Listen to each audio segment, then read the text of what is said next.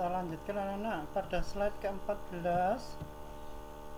Tadi pada video yang kedua kali ini saya sambung untuk pembuatan laporan keuangan. Tadi saya ulang. Pada slide ke-13 ini laporan keuangan akan meliputi laporan rugi laba, perubahan modal ataupun neraca. Pada saat ini akun yang didapat di neraca saldo setelah mengalami penyesuaian akan dipindah ke laporan keuangan. Pada slide ke-14 ini, pada pertemuan video kali ini saya sambung aja karena ini ada 22 slide, maka saya sambung. Berikutnya untuk laporan neraca. Laporan neraca adalah laporan yang berisikan posisi keuangan perusahaan termasuk adalah aset, utang, serta modal. Cara membuat laporan neraca sangatlah mudah, yaitu mengambil data dari neraca lajur, kolom neraca, dan menyusunnya pada lembar neraca sesuai berdasarkan dengan bagian-bagian terdapat di neraca tersebut. Laporan rugi laba ini bisa menentukan kalau kamu rugi terus nggak digaji, kamu dituntut omset. Maka itu laporan rugi laba ini garis besarnya. Sebuah laporan yang menyajikan perhitungan atas seluruh pendapatan dan biaya perusahaan mulai dari pendapatan dari hingga pengeluaran yang dilakukan untuk. Jadi dalam 1 bulan misalkan dapatnya 5 juta, ordermu 6 juta, berarti selisih, berarti bukan berarti terus rugi gitu, enggak nana, rugi tapi kan barangnya masih ada ya. Jadi yang dimaksud rugi itu bukan rugi terus itu kamu nggak digaji,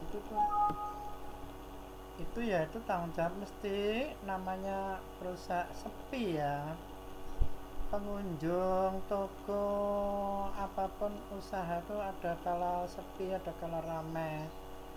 Kalau sepi ya sampai bukan rugi ya anak, selisih pendapatan aja. Kalau selisih pendapatan ini sampai menginjak tahun berikutnya itu namanya rugi. Sebatas bulan berikutnya masih stabil atau lebih banyak, maka itu dikatakan signifikan, perusahaan tersebut masih sehat. Karena kalau selisih order dengan selisih pendapatan tapi kan barangnya masih ada nana, jadi tidak dikatakan rugi. Berikutnya laporan perubahan modal, laporan yang menyajikan perubahan posisi modal perusahaan. Perubahan tersebut biasanya karena penambahan, penyetoran, dan pengurangan investasi. Kemudian hasil yang diperoleh akan ditambahkan dengan laba atau dikurangi dengan rugi perusahaan dan laporan rugi laba.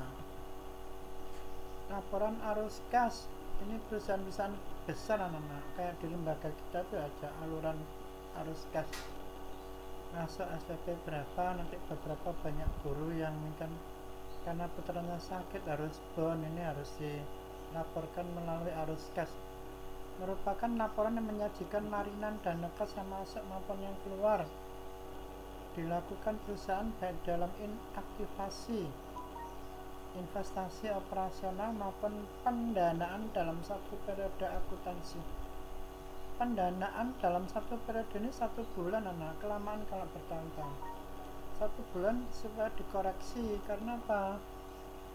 Ketahuan nanti kalau pihak pengelola keuangan bisa dipinjam dulu dan sebagainya, nggak kerasa terjadilah pengambilan tanpa izin, kalau dalam bahasa sehari korupsi ya. Nah, ini catatan atas laporan keuangan. Laporan tambahan yang berisikan informasi rinci mengenai suatu akun.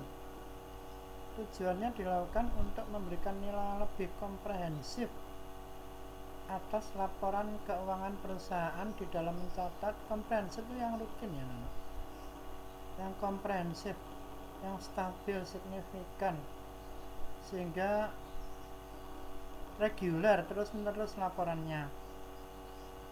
Kalau zaman sekarang nggak pakai nulis di buku ya, lewat komputer itu sistem kayak di bank-bank tuh, diklik aja wes tahu, akan keluar semua ya. Biasanya akan terdapat informasi metode pencatatan akuntansi yang digunakan.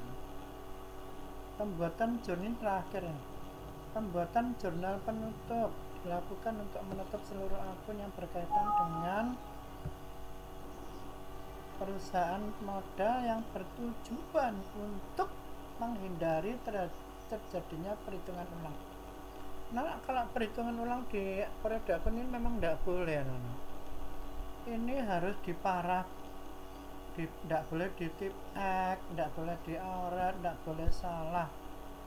Kalau di komputer ngetik ada filenya bisa di print ulang, tapi karena harus tulisan tangan, kalau diulang harus semua mengulang yang rapi. Maka itu untuk periode akuntansi agar tidak terjadi kesalahan perhitungan, maka diperlukan pengoreksian tangan kedua pada jurnal penutup.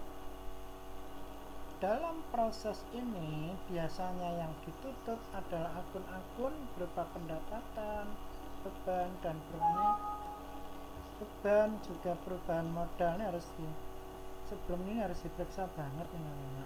Lalu neraca saldo setelah penutupan, tujuan untuk melihat apakah antar akun telah memberikan hasil yang seimbang atau tidak. Kalau nggak seimbang dipertanyakan larinya kemana datanya. Lalu agar selanjutnya kamu bisa memulai kegiatan akuntansi pada periode baru bulan berikutnya. Jadi setelah ketahuan jumlahnya selisih atau tidak ada yang masuk pada saat dibuat tidak, maka yang tidak masuk itu diberi keterangan dimulai kegiatan akuntansi pada periode berikutnya. Lalu membuat jurnal pembalik dan membukukan jurnal pembalik ke buku besar. Loh, Pak, jurnal pembalik itu apa sih, Pak? Bukunya dibalik, bukan. Bukunya dibalik, ditulis kebalik, bukan. Lalu apa, Pak, ini? Opsional ya. Tertentu pada option saja, yang dipilih saja. Tidak harus dibuat, namun apabila dibuat jauh lebih baik. Hanya saja proses seperti ini dilakukan untuk transaksi tertentu. Sebagai contoh, untuk transaksi pendapatan diterima di muka saat penjurnalan langsung. Setelah kamu jurnal ditutup, ternyata ada orang bayar, berarti dibalik untuk bulan berikutnya. Atau disisipkan di sebelah kiri diberi catatan bahwa menerima tanggal sekian uang dari pembayaran hutang pasien bernama Muhammad Soleh, terbayar tanggal sekian, nanti ditulis dibayar. Nah, ini namanya jurnal pembalik. Jurnal pembalik dibuat pada awal, jadi di awal. Setelah kamu tutup untuk bulan September, kamu diberi catatan periode awal menerima dari Muhammad Soleh transfer uang sebesar 10 miliar misalnya, seperti itu ya, contoh anak.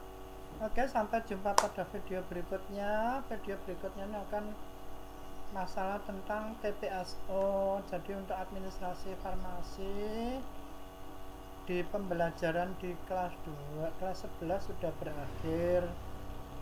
Sampai jumpa pada video berikutnya. Video berikutnya tentang pembelajaran TPSO, bab solusiones, pilule, dan terakhir suppostoria. Terima kasih anak-anakku semua. Salam sehat dan bahagia selalu. Jadi saya menyampaikan bahwa pada video pertemuan tentang siklus akuntansi perusahaan dagang ada 2 kali pertemuan, ada 24 slide, saya bagi 2, 13 slide pertama pertemuan pertama, pada slide kedua